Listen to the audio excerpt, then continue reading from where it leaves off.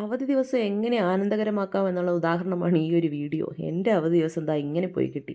എഴുന്നേൽക്കുമ്പോൾ തന്നെ ഒരു ചായ ഇല്ലാതെ ഒരു പണിയും നടക്കത്തില്ല. ഓടിപ്പോയി പല്ല് തേച്ചിട്ട് ഓടി വന്ന് ചെയ്യുന്ന ആദ്യത്തെ ജോലിയാണിത് കേട്ടോ. എന്തായാലും ചായയൊക്കെ ഞാൻ ഇട്ടൊഴിച്ച് വെച്ചു. ആ സമയത്ത് കുക്കറിൽ അരി ഇട്ടിട്ടുണ്ടായിരുന്നു. പിന്നെ ഇവിടുത്തെ ഭക്തൻ വിളക്കൊക്കെ കത്തിച്ചിട്ട് വന്ന് ആണ് ഞങ്ങൾ ചായ കുടിക്കാനിരുന്നത്. പിന്നെ ഞങ്ങൾ രണ്ടുപേരുടെ ചായയൊക്കെ കുടിച്ച് കുറച്ച് കാര്യങ്ങളൊക്കെ പറഞ്ഞിരുന്നു. അപ്പോഴാണ് ഓർത്തത് ഇങ്ങനെ ഇരുന്ന കാര്യം നടക്കത്തില്ലല്ലോ. ഇന്നലെ നടന്ന തലേദിവസം കിടക്കുമ്പോഴേ കുറേ കണക്കൂട്ടലും ഒക്കെ ആയിട്ടാണ് അവധി ദിവസങ്ങളിൽ കിടക്കാറുള്ളത്. പക്ഷേ ഒന്നും തന്നെ അങ്ങനെയൊന്നും നടക്കാറില്ല കേട്ടോ. എന്തായാലും ചാടിപ്പരണ്ട് എഴുന്നേറ്റ് മീനൊക്കെ വെട്ടിയെടുത്ത് കൊണ്ടുവന്നു കറിയൊക്കെ വെച്ചു.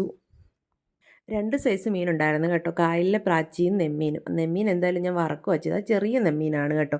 പിന്നെ വാഴയ്ക്ക തോരനും ഉണ്ടായിരുന്നു.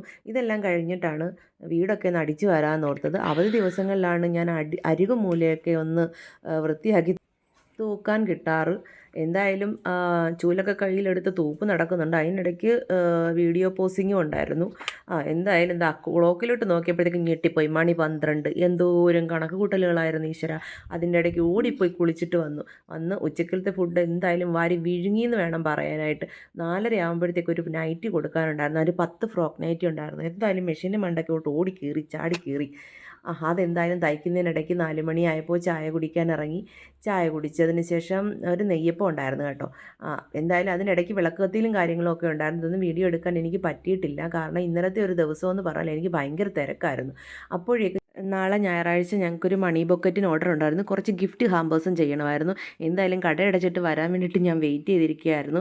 അതുകൂടാതെ എനിക്ക് 2 കേക്കും ഒരു 40-50 കപ്പ് കേക്കിനും ഓർഡർ ഉണ്ടായിരുന്നു. ഇതെല്ലാം ചെയ്തു. അതിൻ്റെ ഇടയ്ക്ക് ആശാൻ അവിടെ ഇരുന്ന് മണി ബൊക്കറ്റിന് വേണ്ടിയിട്ടുള്ള കാര്യങ്ങളെല്ലാം ഒരുക്കുകയായിരുന്നു. ഇതിനിടയ്ക്ക് ഞാൻ ഓടിപ്പോയി കഴിക്കാനുള്ളതെല്ലാം എടുത്തു വെച്ചു.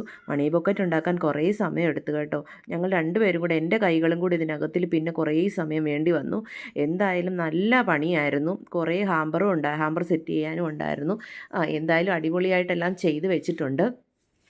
പിന്നെ അത് കഴിഞ്ഞിട്ട് ഞാൻ പോയി ഫുഡൊക്കെ എടുത്തു കഴിക്കാനായിട്ട്. പിന്നെ കേക്കെല്ലാം സെറ്റ് ചെയ്തു. കപ്പ് കേക്കെല്ലാം പാക്ക് ചെയ്യണമായിരുന്നു.